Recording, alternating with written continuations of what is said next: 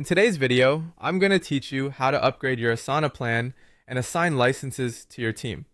First, sign into your Asana account using an admin profile. Only admins can change billing and plan settings, so if you don't see the options I mentioned, double check your permissions or ask an existing admin to grant you access.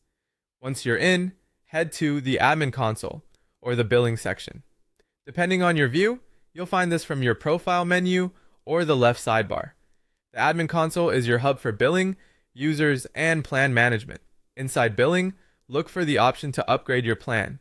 Asana typically offers Premium and Business. Premium is great if you need advanced task management and reporting, while Business adds more sophisticated workflow and collaboration features. If you're unsure, hover over or open the plan comparison details provided on the page. This helps you choose the level that fits your team's needs without overbuying. Next, choose the number of users you want to include. Seats correspond to people who will benefit from the paid features.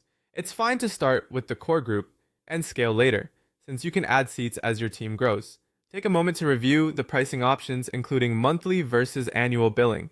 Annual plans often offer a lower price per user, while monthly plans provide flexibility if you're still evaluating usage. Before you proceed, confirm the total cost and any taxes shown, and verify the billing cycle to avoid surprises. When you're ready, enter your payment details. Use secure, up-to-date information and a payment method owned by your organization. Double-check the billing address and email for receipts so your finance team receives confirmations automatically. Then confirm the purchase. You should see a success message and an updated plan status in your admin console. Keep an eye out for a confirmation email with your invoice for your records.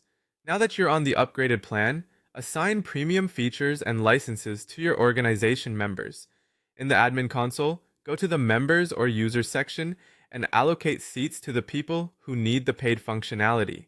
This ensures the right users immediately gain access to the features you're paying for.